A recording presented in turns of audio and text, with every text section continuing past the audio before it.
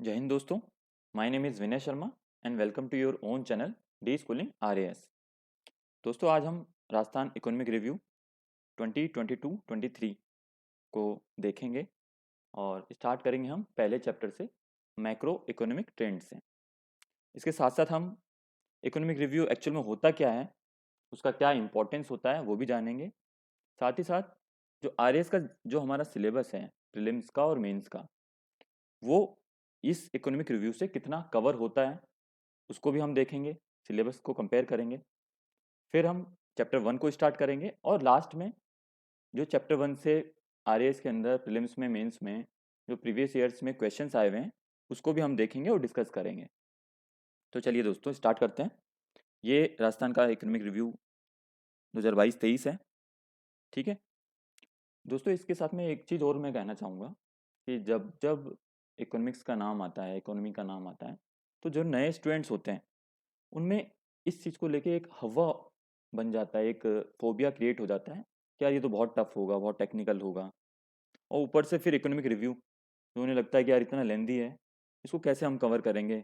जबकि उनको इम्पोर्टेंस भी पता होता है कि इससे प्रीलिम्स में, मेंस में, आरएस में बहुत सारे क्वेश्चंस आते हैं, लेकिन उस डर की वजह से वो इसको अच्छे से कवर नहीं कर पाते हैं।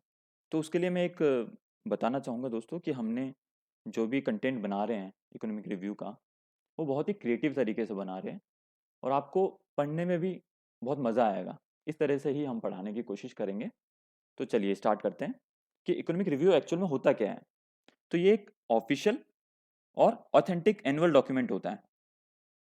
ठीक है, यानी इसका जो डेटा है हम वो कहीं भी कोट कर सकते हैं, एग्जाम्स में या वैसे भी ओरली बताने में, इंटरव्यूज वगैरह में कोट कर सकते हैं कि ये डेटा इकोनॉमिक रिव्यू में दे रखा था।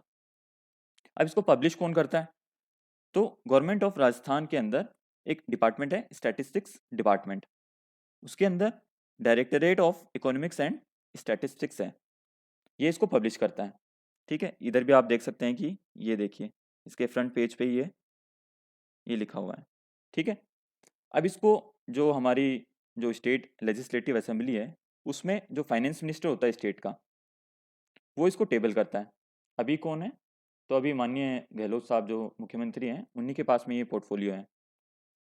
ठीक है, जो हमारा बजट है उस बजट के लिए कॉन्स्टिट्यूशन के अंदर आर्टिकल दे रखा है। तो जो इंडियन बजट है उसके लिए आर्टिकल दे रखा है 112। ठीक है, और जो स्टेट बजट है उसके लिए आर्टिकल दे रखा है 202 और उसका नाम क्या है? States annual financial statement. ये कॉन्स्टिट्यूशन में मेंशन है। तो ये बजट रिलीज करना गवर्नमेंट का जो है वो कॉन्स्टिट्यूशनल एक रिक्वायरमेंट है। लेकिन ऐसा कुछ भी ना किसी लॉ के थ्रू ना कॉन्स्टिट्यूशन में इकोनॉमिक रिव्यू को रिलीज करने या पब्लिश करने को लेके कोई भी ऐसा रिक्वायरमेंट गवर्नमेंट पे बाउंडेशन नहीं है। ठीक है, तो दोस्तों इकोनॉमिक रिव्यू हमें और क्या बताता है? फैक्ट्स और फिगर्स के साथ में प्रोग्राम्स एंड स्कीम्स का ये कॉम्प्रिहेंसिव एनालिसिस बताता है। ठीक है, फिर ये जैसा कि आपको पता है कि पिछले 2 सालों से इंडिया का इकोनॉमिक सर्वे भी जो है वो भी सिंगल वॉल्यूम में आ रहा है। वैसे ही ये शुरू से इकोनॉमिक रिव्यू जो है राजस्थान का वो सिंगल वॉल्यूम में आता है। उसके साथ साथ क्या आता है? एक तो इकोनॉमिक रिव्यू हो गया, ठीक है, उसके साथ साथ एक स्टैटिस्टिकल अपेंडिक्स भी देते हैं। ठीक है, जिसके अंदर की सोशियो इकोनॉमिक इंडिकेटर्स का डेटाबेस रहता है। ठीक है, अब चलिए आगे चलते हैं दोस्तों। अब देखिए दोस्तों, माननीय मुख्यमंत्री साहब इकोनॉमिक रिव्यू का इंपॉर्टेंस बता रहे हैं कि बच्चों इकोनॉमिक रिव्यू बहुत मन लगा के पढ़ना। तो चलिए इंपॉर्टेंस देख लेते हैं। तो दोस्तों जो जो प्लानर्स होते हैं, पॉलिसी मेकर्स होते हैं, एजुकेशनलिस्ट होते हैं, उनके लिए बहुत एडवांटेजेस होता है। किस चीज़ के लिए? कि इसके अंदर जो सोशियो इकोनॉमिक डेवलपमेंट है स्टेट का, उसका इन्फॉर्मेशन अच्छे से मिल जाता है उन्हें। तो उसमें काफ़ी हेल्प हो जाती है उनके लिए। फिर एक सिविल सर्विसेज एस्पिरेंट के लिए क्या इंपॉर्टेंस है इस चीज़ का? तो जो गवर्नमेंट की इकोनॉमिक पॉलिसी है, स्कीम्स हैं, प्रोग्राम्स हैं, उनका डिटेल्ड डेटा और उन प्रोग्राम्स ने, स्कीम्स ने कैसा परफॉर्म किया है उसके बारे में इसमें जानकारी मिल जाती है। फिर जो हमारे अगर एग्जाम की हम बात करें तो प्रीलिम्स में, मेंस में डायरेक्ट इनडायरेक्ट क्वेश्चंस इसमें आ जाते हैं। ठीक है, फिर इंटरव्यू में क्या हेल्प करता है ये? जो हमारा थॉट प्रोसेस होता है, जब हम इकोनॉमिक रिव्यू पढ़ते हैं तो हमारा थॉट प्रोसेस जो है वो डेवलप होता है। इकोनॉमी के बारे में हमारा नॉलेज जो है वो एनहांस होता है और फिर हम उसको करंट अफेयर से लिंक कर सकते हैं चीज़ों को। फिर मेंस के आंसर राइटिंग के लिए या इंटरव्यू के लिए जो इंपॉर्टेंट कीवर्ड्स होते हैं वो भी काफ़ी कीवर्ड्स यहाँ से मिल जाते हैं। फिर एक रिस्पॉन्सिबल और इन्फॉर्म्ड सिटीजन के लिए क्या इंपॉर्टेंस है इसका, तो इससे क्या होता है कि राजस्थान का जो इकोनॉमी है उसका स्टेटस हमें पता चल जाता है, अभी क्या चल रहा है। फिर स्टेट के इंटरेस्ट में हमें क्या करना चाहिए और क्या नहीं करना चाहिए ये भी हमें पता चल जाता है। जैसे अभी आपको पता है कुछ सालों में जो है कोविड-19 की एक सिचुएशन अराइज हुई थी। कोविड-19 की वजह से क्या हुआ था कि स्टेट्स की इकोनॉमीज जो हैं वो बहुत कॉन्ट्रैक्ट कर गई थी। राजस्थान की भी बहुत कॉन्ट्रैक्ट कर गई थी, ग्रोथ रेट भी जो है माइनस में चली गई थी। ठीक है, तो यहाँ के जो सिटीजन्स हैं उन्होंने नेशनल इंटरेस्ट में भी और स्टेट के इंटरेस्ट में भी क्या किया, एक तो सेविंग्स ज़्यादा स्टार्ट की। ठीक है, फिर जो हम बाहर से भी इंपोर्ट करते हैं जिसमें हम बहुत ज़्यादा डॉलर्स जो है हमारा खर्चा होता है, फॉरेक्स जो चला जाता है, वो भी हमने ऐसे इंपोर्ट जो हैं लग्जरी आइटम्स जो हैं उस पर कम इन्वेस्टमेंट चालू किया। तो ये भी हमें पता चलता है इससे। ठीक है, अब ये देख लेते हैं दोस्तों, ये सिलेबस है आर एस प्रिलिम्स का, इकोनॉमी ऑफ राजस्थान का, ये आर एस मेंस का सिलेबस है। तो पहले प्रिलिम्स को स्टार्ट कर लेते हैं और ये हमारा इकोनॉमिक रिव्यू का कंटेंट है। ठीक है, अब ये प्रिलिम्स का अगर हम सिलेबस देखें तो दोस्तों पहला पॉइंट है मैक्रो ओवरव्यू ऑफ इकोनॉमी, और इधर हम पहला चैप्टर अगर देखते हैं तो overview of macro economic trends, ये एज इट इज दे रखा है दोस्तों। ठीक है, सेकंड अगर हम पॉइंट की बात करें तो ये agriculture industrial service sector issues they रखे हैं। तो ये देखिए एग्रीकल्चर, ये इंडस्ट्रियल आ गया, ये हमारा सर्विस सेक्टर आ गया, ये डायरेक्ट ऐसे के ऐसे दे रखा है। फिर ये बात कर रहे हैं थर्ड पॉइंट में ग्रोथ की, डेवलपमेंट एंड प्लानिंग की। तो ग्रोथ तो हमारे को जो है ये फर्स्ट चैप्टर में ही पता चल जाएगी, और डेवलपमेंट एंड प्लानिंग जो है ये सभी का एक थोड़ा सा क्रक्स दे रखा है, ये सब जगह जो दे रखा है ना ये अलग अलग सेक्टर्स का, वो इसमें से कवर हो जाएगा। फिर नेक्स्ट पॉइंट क्या है, इंफ्रास्ट्रक्चर एंड रिसोर्सेज। तो ये देखिए फिफ्थ चैप्टर क्या है, इंफ्रास्ट्रक्चर डेवलपमेंट। ठीक है, ये भी डायरेक्ट इधर दे रखा है। फिर नेक्स्ट पॉइंट की हम बात करें तो मेजर डेवलपमेंट प्रोजेक्ट्स, ये भी इन सारे चैप्टर्स में जो है ये हमें डेवलपमेंट प्रोजेक्ट्स के बारे में पता चल जाएगा। फिर ये दे रखा है प्रोग्राम्स एंड स्कीम्स, इसके अंदर क्या है, जो गवर्नमेंट वेलफेयर स्कीम्स हैं SC ST बैकवर्ड के लिए, इनके लिए सबके लिए है। तो ये देखिए ये जो सोशल सर्विसेज प्रोग्राम्स हैं इसके अंदर ही कवर हो जाएगा पूरा।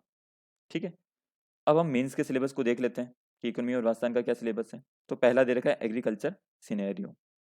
अब ये देखिए ये जो सेकंड चैप्टर है ये पूरा का पूरा यही है, हमें पूरा का पूरा यहाँ से कवर हो जाएगा ये। सेकंड चैप्टर क्या है, रूरल डेवलपमेंट का, और ये देखिए रूरल डेवलपमेंट एंड पंचायती राज है, और ये स्टेट फाइनेंस कमीशन है। तो ये पूरा का पूरा जो थर्ड चैप्टर है वो ये पॉइंट से कवर हो जाएगा। ठीक है, हम नेक्स्ट देखते हैं कि institutional framework for industrial development. अब बताइए दोस्तों, ये जो फोर्थ चैप्टर है हमारा ये पूरा इस पॉइंट को कवर करता है। ठीक है, ये इंफ्रास्ट्रक्चर डेवलपमेंट है नेक्स्ट पॉइंट इसका। ये देखिए ये फिफ्थ चैप्टर फिर रिपीट हो गया है, इधर जो प्रीलिम्स में भी ये सारी चीज़ें थी यहाँ पर भी ये रिपीट हो रहा है। तो ये इंफ्रास्ट्रक्चर डेवलपमेंट हो गया। फिर है major development projects of Rajasthan, state budget है, फिजिकल मैनेजमेंट है, इश्यूज हैं, ये इन सब में भी कवर हो जाएगा, इसमें भी था। ठीक है, ये बजट का अलग से पढ़ लेंगे हम। ठीक है, फिर है economics welfare schemes of Rajasthan. ये देखिए ये जो 9 चैप्टर है ये पूरा का पूरा यही है। ठीक है, फिर है basic social services, education health है। ठीक है, SDGs हैं। तो ये देखिए ये वाला जो 8 चैप्टर है ये देखिए रह रहा था ना यहाँ पर भी कवर हो गया है ये एजुकेशन एंड हेल्थ, और ये SDG इधर कवर हो रहा है हमारा। ठीक है, इसका मतलब है कि जो इकोनॉमी ऑफ राजस्थान का प्रीलिम्स और मेंस का जो सिलेबस है वो पूरा का पूरा इकोनॉमिक रिव्यू से हमारा कवर हो जाएगा, इसमें कुछ है ही नहीं। ठीक है, तो कितना ज़्यादा ये इंपॉर्टेंट है इकोनॉमिक रिव्यू, ये आपको दिख रहा होगा दोस्तों। तो चलिए दोस्तों फर्स्ट चैप्टर हम देख लेते हैं, overview of macro economic trends. ठीक है, तो इसमें आपको दिख ही रहा है बड़ा बड़ा GDP की हम बात करेंगे। तो आपने देखा होगा कि काफ़ी जो स्टूडेंट्स होते हैं जिसमें न्यू स्टूडेंट ज़्यादा होते हैं, जो कि हमने जैसे पहले बात की कि इकोनॉमी भी उनको एक फोबिया लगता है, उनको एक हवा क्रिएट हो जाता है इकोनॉमी का, इकोनॉमिक्स का। वैसे ही GDP भी उनको थोड़ा सा डराती है कि यार ये है क्या, GDP क्या है, नेशनल इनकम क्या है। तो हम इसको बहुत ही आसानी से समझेंगे कि आपको लंबे टाइम तक ये एक याद रहेगा कि एक्चुअल में GDP कैलकुलेट कैसे करते हैं और जीडीपी होती क्या है। तो चलिए दोस्तों हम पहले ये देख लेते हैं क्या लिखा है, ये gross state domestic product GSDP.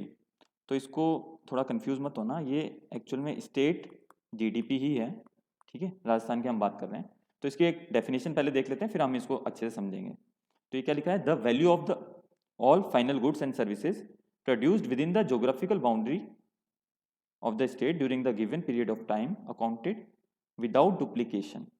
तो आपको तीन कीवर्ड्स दिख रहे होंगे दोस्तों, एक तो value of all final goods and services, geographical boundary और विदाउट डुप्लीकेशन।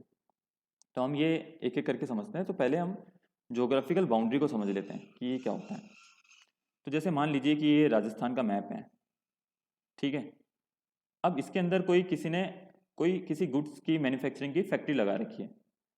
अब वो चाहे तो कोई इंडिया का सिटीजन हो सकता है, या कोई फॉरेन एंटिटी हो सकती है, फॉरेन कंपनी हो सकती है, फॉरेनर हो सकता है कोई भी, उससे कोई फ़र्क नहीं पड़ता है। लेकिन अगर इस बाउंड्री के अंदर अगर उसका यूनिट लगा हुआ है, यहाँ वो सर्विस प्रोवाइड कर रहा है या गुड्स की मैन्युफैक्चरिंग यूनिट लगा रखी है, तो ये इसका जो भी वैल्यू होगा वो स्टेट की जीडीपी में, यानी राजस्थान स्टेट की जीडीपी में काउंट होगा।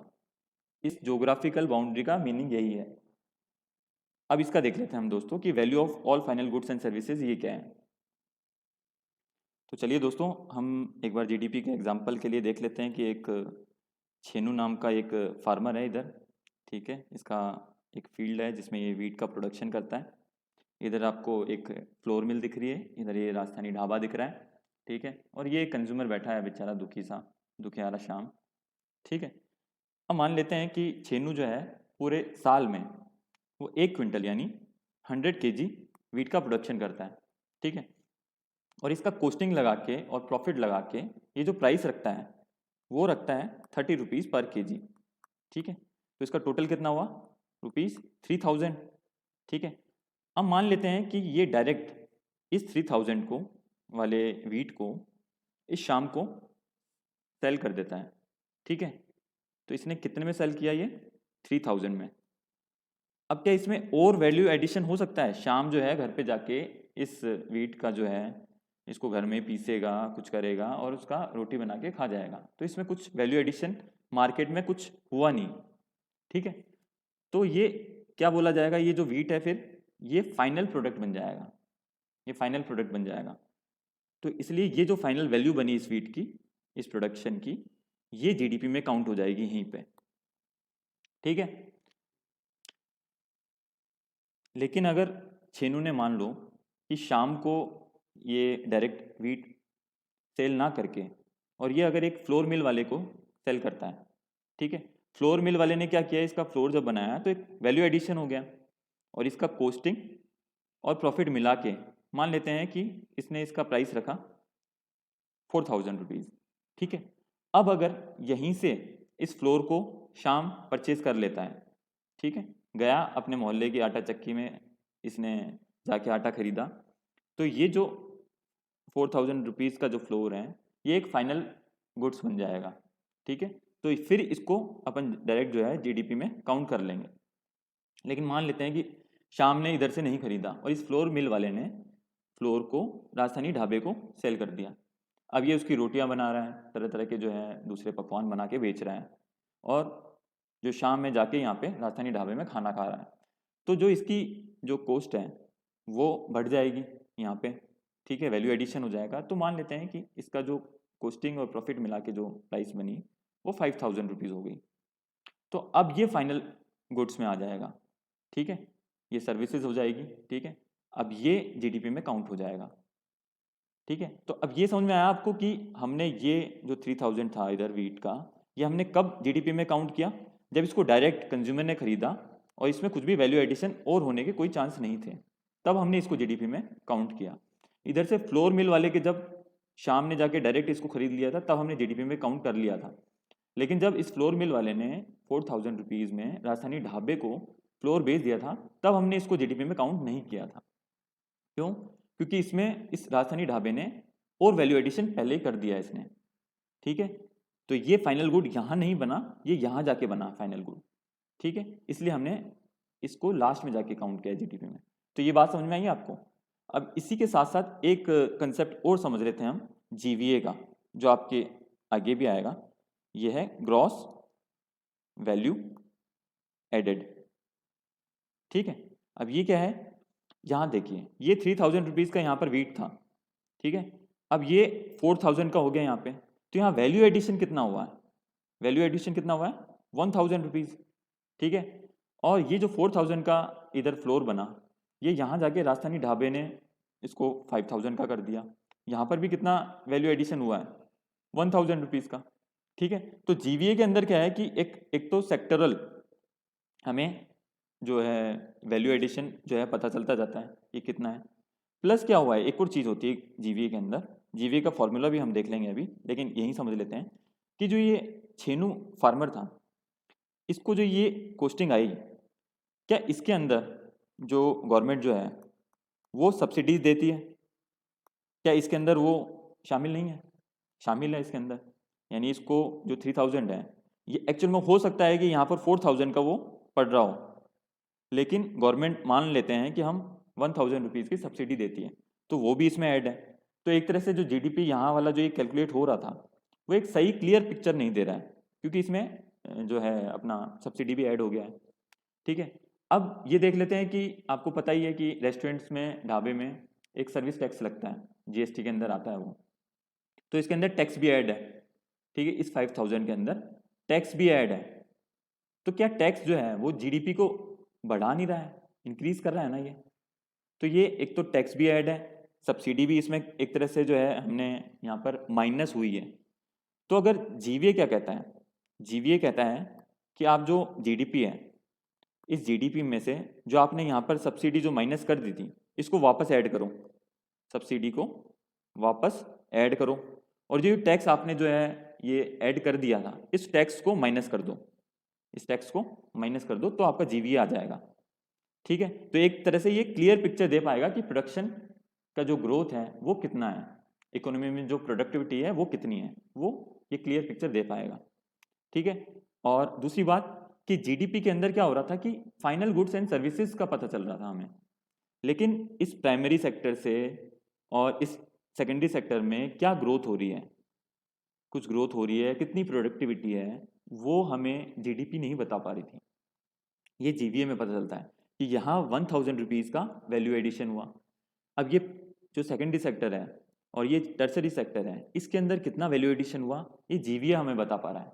तो जीवीए का आप समझ गए कि जीवीए क्या है, ये जीवीए है जीडीपी में से जब हम सब्सिडी को ऐड कर देते हैं और टैक्स को जो है माइनस कर देते हैं, तो जीवीए आ जाता है। ठीक है, तो चलिए अब वापस हम चलते हैं। अब ये देखिए, एक चीज़ ये फर्स्ट चीज़ जो है ये क्लियर होगी आपको कि value of all final goods and services क्या होता है। ज्योग्राफिकल बाउंड्री की हमने बात कर ली, अब ये बात कर रहे हैं विदाउट डुप्लीकेशन। तो इसको भी हम देख लेते हैं कि देखिए, हमने यहाँ देखा था कि जब वीट का प्रोडक्शन यहाँ 3000 रुपीज़ का हो रहा था, तो अगर ये डायरेक्ट शाम खरीद रहा था तो हमने डायरेक्ट इसको जीडीपी में ऐड कर लिया था। लेकिन अगर ये फ्लोर मिल वाले को जा रही थी और ये वैल्यू एडिशन करके इसको 4000 रुपीज़ का कर रहा था, तो हमने इस 3000 को ऐड नहीं किया था, हमने डायरेक्ट इस 4000 को ऐड किया था जीडीपी में। और अगर ये लास्ट में हम बात करते हैं 5000 रुपीज़ की, ये ढाबे से जब इसका जो कोस्टिंग आ रही थी, अगर ये वैल्यू जो इसकी बन रही थी वो 5000 रुपीज़ की बन रही थी, तो हमने डायरेक्ट 5000 को ऐड किया था, फिर हमने 4000 को भी छोड़ दिया था और 3000 को भी छोड़ दिया था। तो क्या डुप्लीकेशन जो है वो हो रहा था या नहीं हो रहा था? नहीं हो रहा था, डुप्लीकेशन बच रहा था जीडीपी में। तो देखिए ये यहाँ पर भी ये लिखा है विदाउट डुप्लीकेशन। तो ये समझ में आ गए, तीनों आपको कीवर्ड्स अच्छे से समझ में आ गए। अब ये जीडीपी जो है स्टेट की जीडीपी, ये किस चीज़ में यूज़ में आती है? तो ये करती है, मेजर करती है ग्रोथ स्टेट की इकोनॉमी का। ठीक है, अब देखिए, अब ये दो तरह से जो है इसका कैलकुलेशन होता है, एक तो कांस्टेंट प्राइस पे, एक करंट प्राइस पे। अब करंट प्राइस तो क्या है कि अभी जो चल रहा है वो उस करंट प्राइस पे क्या जीडीपी चल रही है वो पता चल ही जाएगा आपको। लेकिन कांस्टेंट प्राइस क्या है? तो भाई होता क्या है कि जैसे मान लेते हैं, इसी एग्जांपल से वापस ले लेते हैं कि आज जो है छेनू इस साल जो है 100 केजी का वीट प्रोडक्शन कर रहा है, नेक्स्ट ईयर भी जो है इसका 100 केजी ही वीट प्रोडक्शन हो रहा है, लेकिन नेक्स्ट ईयर जो है इसका जो ये ये जो कॉस्टिंग आ रहा था, ये इसका जो प्राइस इसने रखा था 30 रुपीज़ पर केजी रखा था, ये इंक्रीज हो जाता है इन्फ्लेशन की वजह से या किसी और इनपुट के जो है इसके कॉस्टिंग बढ़ने की वजह से, और ये मान लेते हैं कि 35 रुपीज़ पर केजी हो जाता है। ठीक है, तो इसका टोटल वैल्यू कितना हो गया, ₹3500।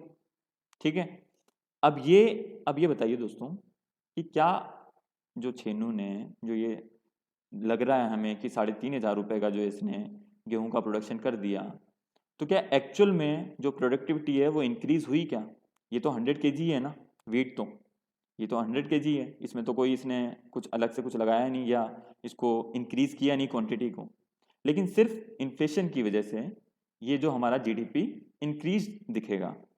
तो इस इन्फ्लेशन की वजह से या जो प्राइस जो फ्लक्चुएशन हो रहा है उसको निगलेक्ट करने के लिए या न्यूट्रल करने के लिए क्या करते हैं हम, एक पुराना बेस ईयर ले लेते हैं। देखिए, एक पुराना बेस ईयर ले लेते हैं ताकि जो इन्फ्लेशनरी जो इसमें जो भी इफेक्ट आ रहा है उसको न्यूट्रल किया जा सके। ठीक है, उसको न्यूट्रल किया जा सके। तो ये होता है जीएसडीपी एट कांस्टेंट प्राइसेस। ठीक है, ये देखिए, ये भी इसमें भी यही लिखा है। अब चलते हैं नेक्स्ट। अब ये है net state domestic product, NSDP. ये क्या होता है? देखिए सीधा सीधा है ये भी, जो हमने अभी जीडीपी निकाला था जीएसडीपी स्टेट का, उसमें से माइनस कर देंगे हम जितना भी जो फिक्स्ड कैपिटल का जो डेप्रिसिएशन हो रहा है। ठीक है, कंजप्शन ऑफ फिक्स्ड कैपिटल, यानी जो डेप्रिसिएशन है अगर वो माइनस कर देंगे तो हमारा नेट जीडीपी आ जाएगा। ठीक है, अब ये क्या है, कंजप्शन ऑफ फिक्स्ड कैपिटल क्या होता है? फिक्स्ड कैपिटल देखिए दोस्तों, एक होता है वर्किंग कैपिटल, जो कि कोई ये दिख रहा है, ये वर्किंग कैपिटल है, लिक्विडिटी पैसा, यानी जो हमारा जो डेली का जो खर्चा होता है ना, मान लीजिए कि कोई बिल पेमेंट करना है हमें या डेली लेबर का जो है चार्जेस देने हैं, वो इस वर्किंग कैपिटल से हम दिए जाते हैं। लेकिन जो ये बिल्डिंग्स हैं, मशीनरीज हैं, ठीक है, इसको हम फिक्स्ड कैपिटल बोलते हैं, जो कि एक लॉन्ग टर्म में एक रेवेन्यू जनरेट करता है।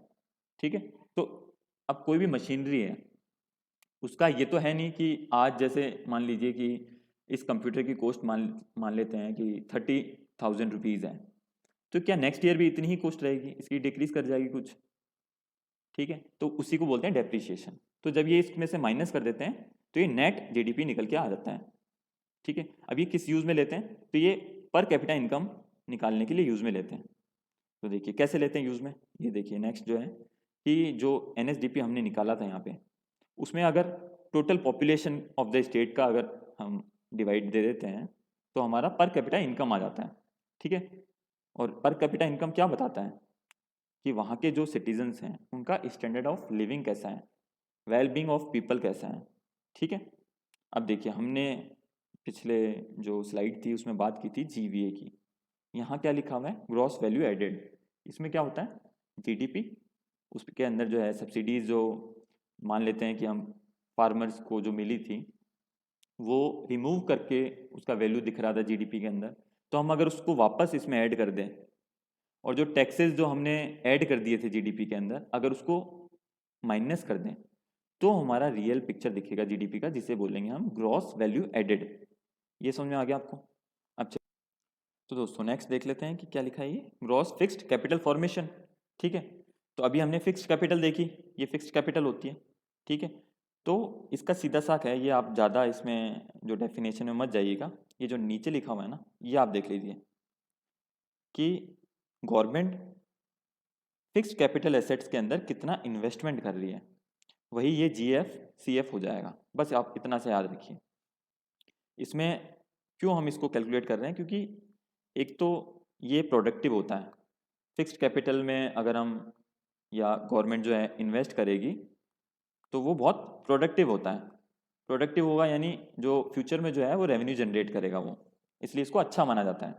ठीक है, नेक्स्ट चलते हैं हम कि ये 3 सेक्टर्स दे रखे हैं, प्राइमरी सेक्टर यानी एग्रीकल्चर, एक सेकेंडरी सेक्टर यानी इंडस्ट्री सेक्टर, और ये टर्शरी सेक्टर यानी सर्विस सेक्टर। इसके अंदर भी जो इसके सब पार्ट्स हैं वो देख लेते हैं। एग्रीकल्चर के अंदर क्या क्या आता है?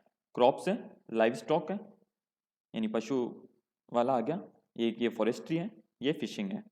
ठीक है, इंडस्ट्री के अंदर क्या आ गया? माइनिंग आ गया, मैन्युफैक्चरिंग आ गया, इलेक्ट्रिसिटी आ गया, गैस आ गया, वाटर सप्लाई, कंस्ट्रक्शन आ गया।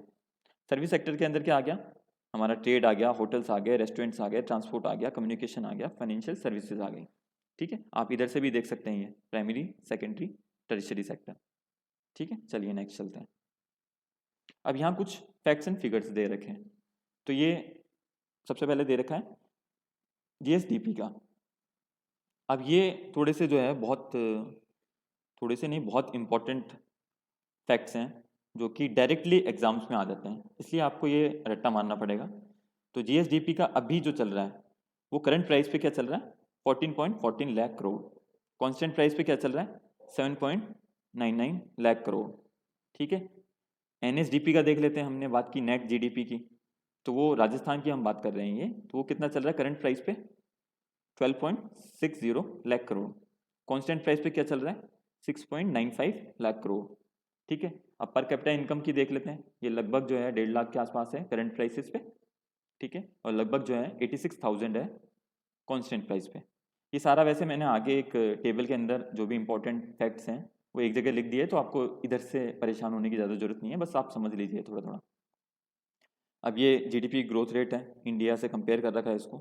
ठीक है, तो ये करंट प्राइस पे दे रखा है ब्लू वाला, ये देखिए राजस्थान का 16.04% का ग्रोथ रेट है, और इंडिया का इसी टाइम पे क्या है 15.4%। कांस्टेंट प्राइस पे दे रखा है रेड में। ठीक है, ये देखिए 8.19%, और इंडिया का दे रखा है 7%। इधर क्या दे रखा है आपका पीसीआई का जो पर कैपिटा इनकम है उसका ग्रोथ रेट दे रखा है, ये भी ऐसे ही राजस्थान का दे रखा है करंट प्राइस पे, ये इंडिया का करंट प्राइस पे है। ये कांस्टेंट प्राइस पे 6.94% है राजस्थान का। ठीक है, ये इंडिया का कांस्टेंट प्राइस पे 5.5% है। ठीक है, ये सेक्टोरल कंट्रीब्यूशन दे रखा है। ठीक है, ये देखिए ये तो इंडिया का दे रखा है और इधर राजस्थान का दे रखा है।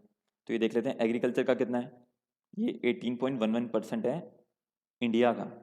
ठीक है, और राजस्थान का कितना है 28.95%। अब ये आपको थोड़ा सा कंपैरेटिवली भी आपको पढ़ना चाहिए इसको याद करने के हिसाब से। एक रट्टा मारना तो ठीक है, एक फैक्ट को रट्टा मारना एक अलग चीज़ है, लेकिन आप अगर एक कंपैरेटिव स्टडी करोगे तो आपको एलिमिनेशन में काफ़ी हेल्प मिलेगा। हम लास्ट में जब क्वेश्चंस पढ़ेंगे देखेंगे तो उसमें भी आपको पता चल जाएगा कि कंपैरेटिव जो स्टडी होती है उसकी वजह से हमें एलिमिनेशन में कितना ज़्यादा हेल्प मिलता है। ठीक है, तो ये देखिए यानी एग्रीकल्चर में कंट्रीब्यूशन राजस्थान ज़्यादा करता है इकोनॉमी में, जो राजस्थान की इकोनॉमी है उसमें।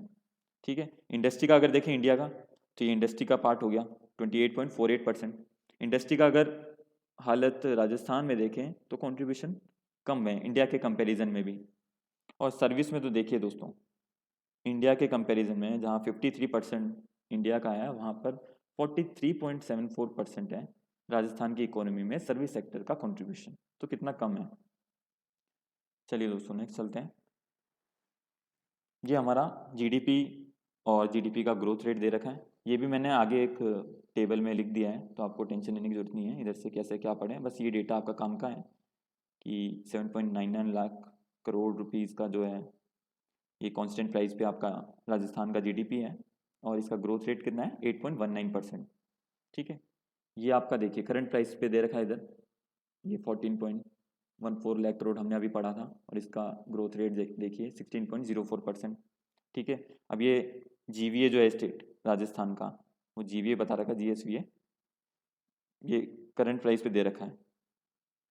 तो ये देखिए दोस्तों, ये 2011-12 से कंपेयर कर रखा है।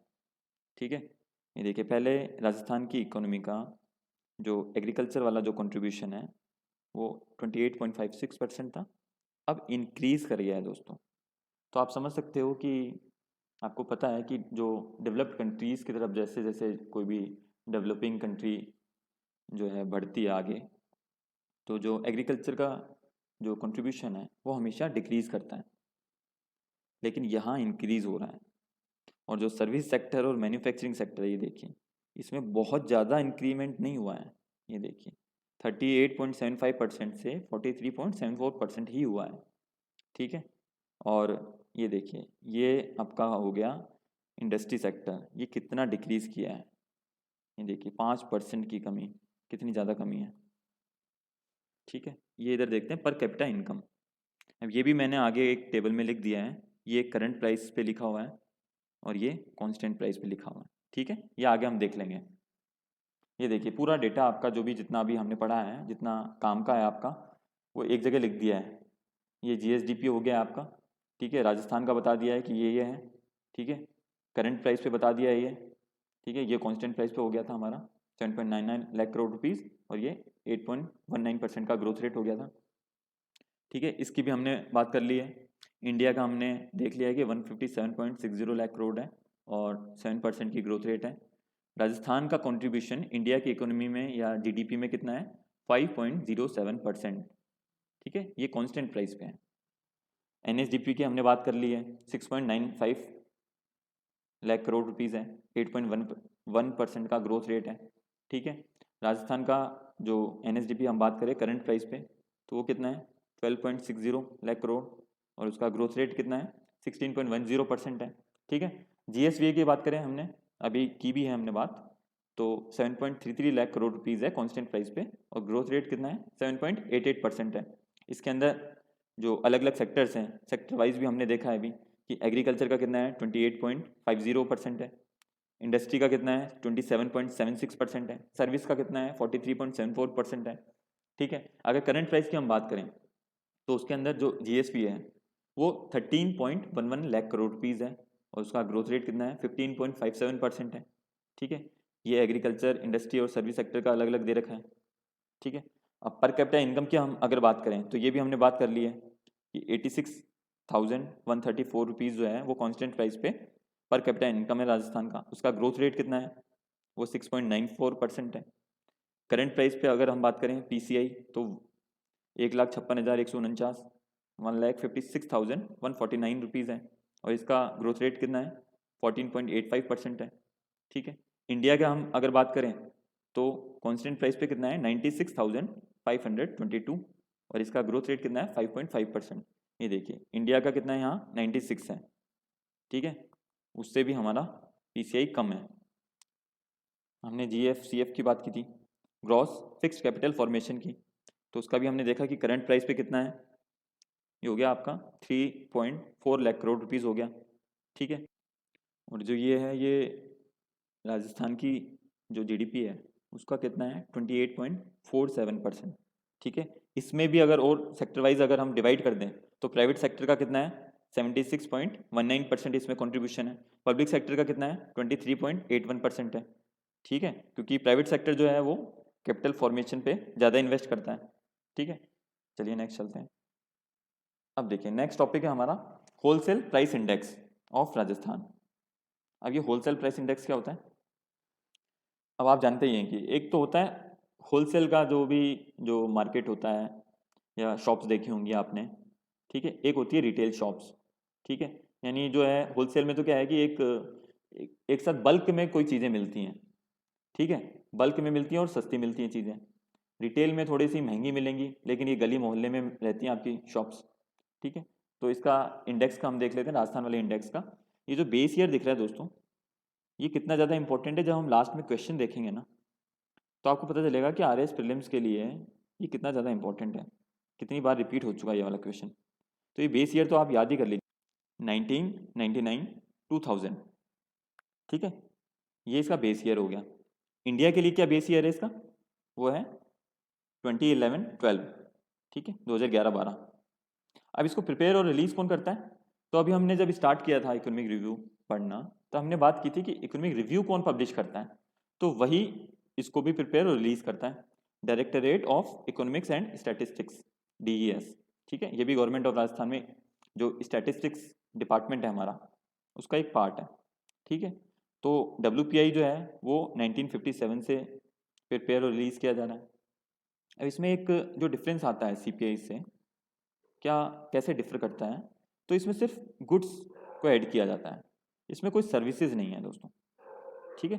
तो इसमें कितनी गुड्स हैं, 154 गुड्स हैं, ठीक है। अब इसमें भी अलग अलग ये दे रखा है, प्राइमरी गुड्स कितनी है, मैन्युफैक्चर्ड गुड्स कितनी है, fuel power light and lubricants कितने हैं, ये देखिए ये भी इंपॉर्टेंट है दोस्तों, ये भी आपको याद होने चाहिए फैक्ट्स। ये 75 गुड्स जो हैं प्राइमरी आर्टिकल्स हैं, ये जो मैन्युफैक्चर्ड हैं ये 69 गुड्स हैं इसमें, ठीक है। ये फ्यूल पावर वाला जो है ये 10 गुड्स हैं, ये आपको याद होने चाहिए, ठीक है। अब बात कर लेते हैं हम कंज्यूमर प्राइस इंडेक्स की। अब इसमें भी क्या है कि एक तो ये मंथली रिलीज़ किया जाता है, इसके अंदर WPI के अंदर तो सिर्फ गुड्स ऐड किया जा रहा था, ठीक है, लेकिन इसके अंदर सर्विसेज भी ऐड की जा रही हैं, ठीक है, क्योंकि दोस्तों इसमें दोनों गुड्स एंड सर्विसेज यूज़ में ली जाती हैं, ऐड की जाती हैं। इसी वजह से कोई भी आम आदमी है जो, ठीक है, वो इन्फ्लेशन से कितना अफेक्ट हो रहा है वो ये इंडेक्स बहुत अच्छे तरीके से बता पाता है कंपैरेटिवली WPI के, ठीक है। अब ये भी इसमें 4 टाइप्स हैं। पहला टाइप क्या है, इंडस्ट्रियल वर्कर्स के लिए, यानी CPI IW। अब आप देख रहे हो दोस्तों कि इधर हमारे रोकी भाई हैं जो KGF माइनिंग में काम करते हैं, ठीक है, तो इनके लिए भी एक CPI इंडेक्स बनाया हुआ है, ठीक है, उसका हम देख लेते हैं कि बेस ईयर क्या है, 2016। ये दोस्तों आपको याद करना बहुत ज़रूरी है क्योंकि इससे भी डायरेक्ट क्वेश्चन आ जाता है। इसको प्रिपेयर और रिलीज़ कौन करता है, तो लेबर ब्यूरो शिमला, ठीक है। तो दोस्तों इसमें क्या होता है कि जो भी एक एवरेज इंडस्ट्रियल वर्कर होता है वो जो जो गुड्स एंड सर्विसेज को यूज़ में लेता है, तो इसके अंदर एक फिक्स्ड बास्केट बनाया हुआ है उसका, ठीक है, उसके रिटेल प्राइसेस में जो भी टेम्पोरल चेंजेस आते हैं उसको ये मेज़र करता है CPI IW, ठीक है। तो दोस्तों ये यूज़ में किस लिए आता है, तो आपने सुना होगा कि जो भी पब्लिक या प्राइवेट सेक्टर्स के एम्प्लॉयज़ होते हैं उनका TA DA का कुछ चक्कर रहता है। तो जो DA होता है वो एक्चुअल में, ये हिंदी में इसको बोलते हैं महंगाई भत्ता और इंग्लिश में बोलते हैं डियरनेस अलाउंस, DA। तो इसको डिटरमाइन करने में इसका मेनली यूज़ में लिया जाता है, ठीक है। दोस्तों अब मेन चीज़ आती है कि हमने, ठीक है, कि इसका हमने देख लिया कि क्या इसमें टेम्पोरल चेंज को हम मेज़र करते हैं, ठीक है, फिक्स बास्केट क्या होता है गुड्स एंड सर्विसेज का, लेकिन ये प्लेस क्या लेना है हमें। तो इसमें जो लेबर ब्यूरो शिमला है इसने 88 इंडस्ट्रियली डेवलप्ड सेंटर्स को चूज़ कर रखा है पूरे कंट्री में से, जिसके अंदर राजस्थान में 3 सेंटर्स हैं, अलवर, भीलवाड़ा और जयपुर, ठीक है। तो यहाँ के जो सेंटर्स पे जाके वहाँ क्या प्राइस का इन्फ्लेशन चल रहा है या फ्लक्चुएशन चल रहा है वो भी मेज़र किया जाता है, ठीक है। अब ये देख लेते हैं, आपने देखी होगी मदर इंडिया, तो ये एग्रीकल्चरल लेबर है, उसका एक एग्जांपल ले सकते हैं हम ये। तो CPI AL जो है इसका बेस ईयर कितना है, 1986-87, ठीक है। और आपको ये भी पता होना चाहिए दोस्तों कि जो फाइनेंशियल ईयर है वो तो स्टार्ट होता है 1 अप्रैल से और कहाँ तक चलता है वो, 30 मार्च तक, ठीक है। लेकिन जो एग्रीकल्चर ईयर होता है वो जुलाई टू जून चलता है, ठीक है।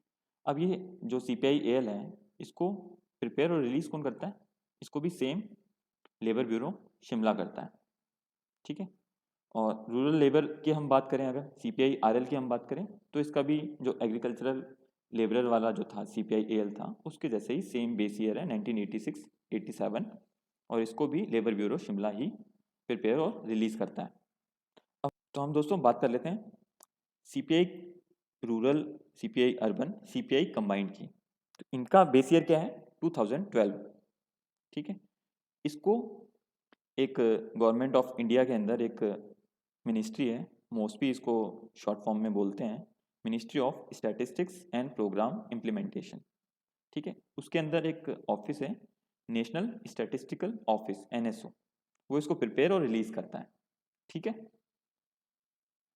अब ये देखिए, ये दे रखा है CPI फॉर इंडस्ट्रियल वर्कर्स, और इसके अंदर राजस्थान में तीनों सेंटर्स का अलग अलग भी दे रखा है, और ऑल ओवर इंडिया क्या चल रहा है CPI IW, ठीक है, वो भी दे रखा है, जिससे हम DA निकाल रहे थे, DA कैलकुलेट कर रहे थे ना, तो वो भी दे रखा है ये। तो अलवर सेंटर का ये देखिए अभी करंट में ये दे रखा है 22 का 126.2 दे रखा है। वैसे तो ये अलग अलग सेंटर्स का जो है याद करने की ज़रूरत है नहीं, लेकिन बस देख लीजिए, एक थोड़ा सा अंदाज़ा रहना चाहिए कि क्या चल रहा है, ठीक है। इसका ग्रोथ रेट दे रखा है, ये जयपुर सेंटर का दे रखा है 122.8, और इसका ग्रोथ रेट दे रखा है 6.04%। ऑल ओवर इंडिया की हम बात करें दोस्तों तो 128.9 है, और इसका ग्रोथ रेट जो है वो 5.66% है, ठीक है। अभी देखिए, ये CPI फॉर एग्रीकल्चरल लेबरर्स है, ठीक है। ये आपका जो इंडिया का है 1149, ठीक है, ये राजस्थान का है 1237, ठीक है। अब नेक्स्ट देख लेते हैं हम, ये दे रखा है, ये देखिए अलग अलग ये दे रखा है CPI दे रखा है रूरल अर्बन एंड कंबाइंड का, ठीक है।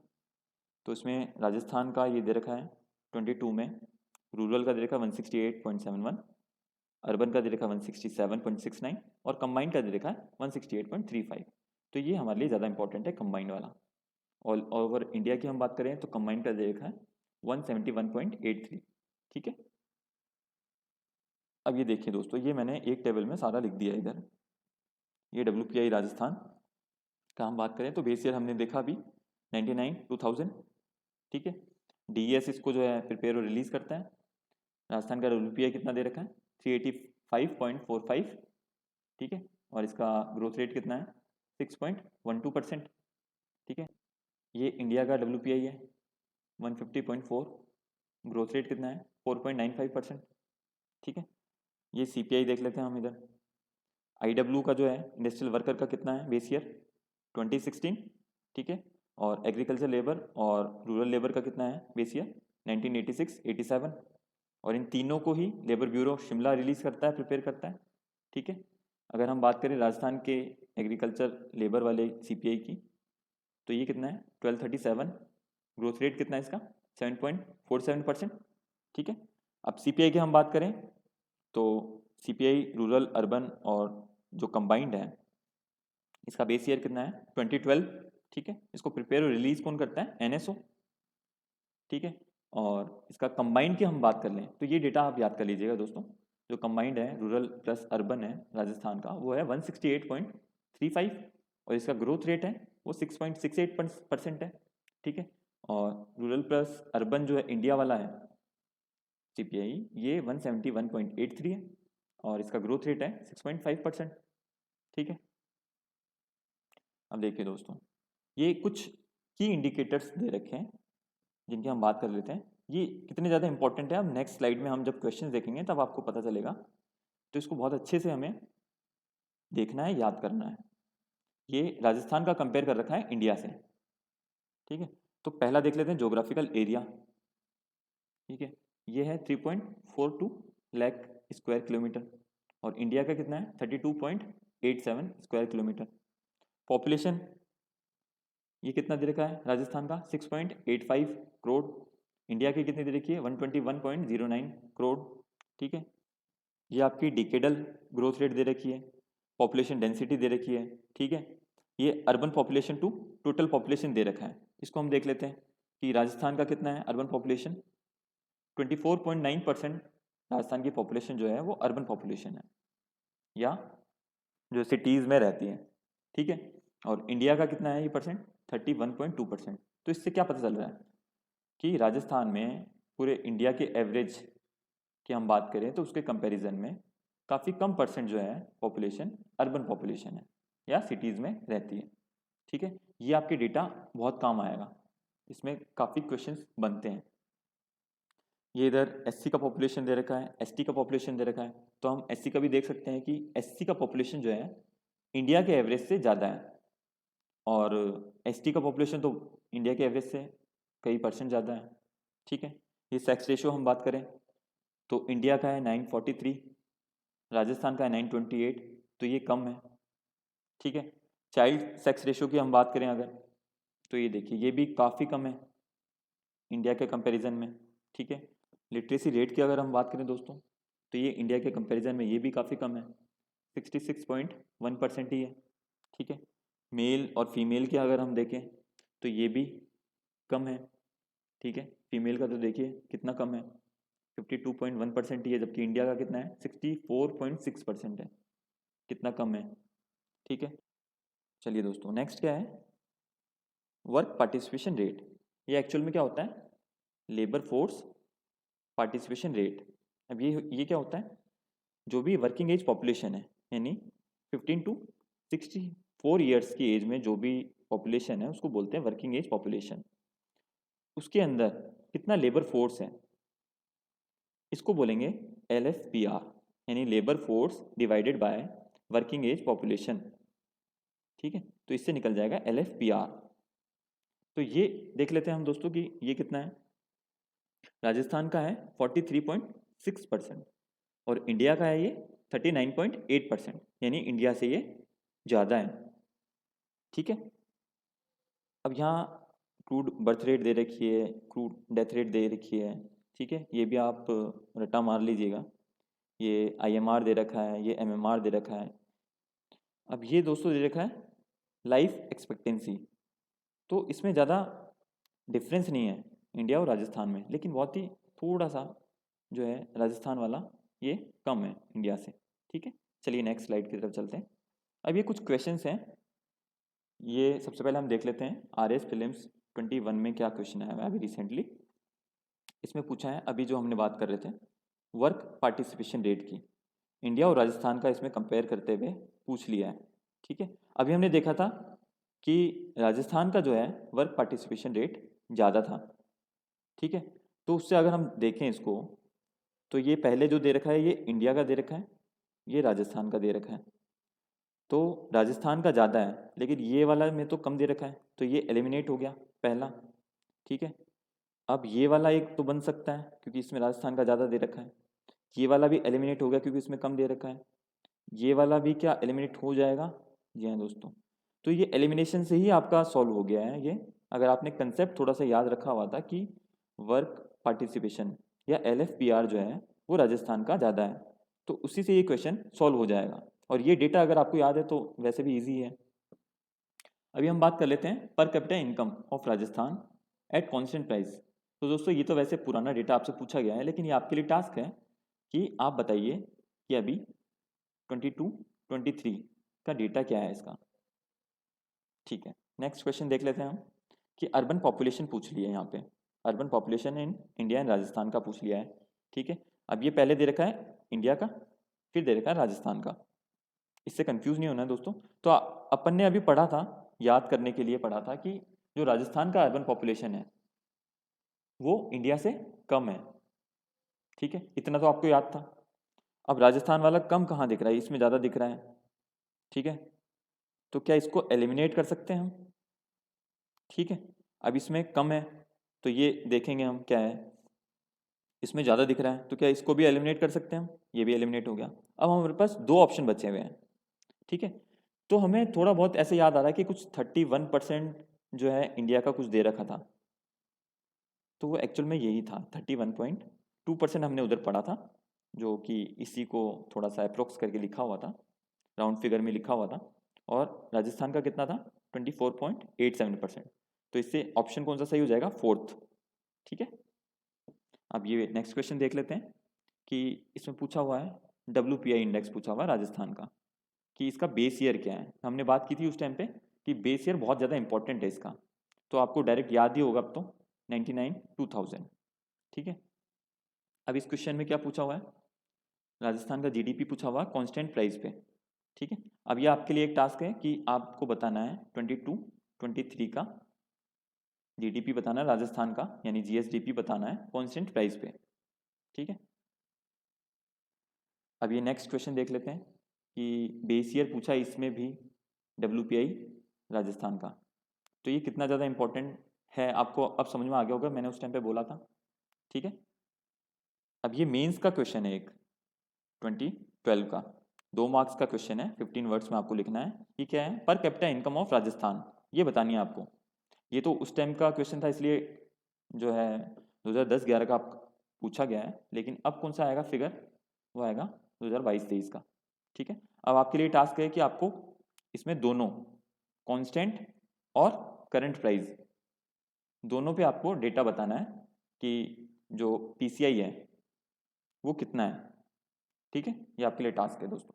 तो हमने आज पूरा इकोनॉमिक रिव्यू 2022-23 का जो पहले तो ये समझा कि वो होता क्या है, फिर उसका इम्पोर्टेंस हमने देखा, फिर हमने पूरे सिलेबस को RS के प्रीलिम्स को मेंस को वो देखा कि कैसे पूरा का पूरा जो इकोनॉमिक रिव्यू है उसके अंदर पूरा का कवर होता है वो।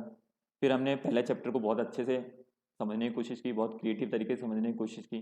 फिर हमने जो भी प्रीवियस ईयर्स में चैप्टर 1 से जो भी क्वेश्चंस आए हुए हैं वो हमने पूरे डिटेल से देखे, ठीक है। तो ऐसे ही दोस्तों अब नेक्स्ट जो भी हमारा वीडियो आएगा उसमें हम नेक्स्ट चैप्टर जो एग्रीकल्चर वाला है उसको भी इसी तरह से समझेंगे, ठीक है। थैंक यू, जय हिंद।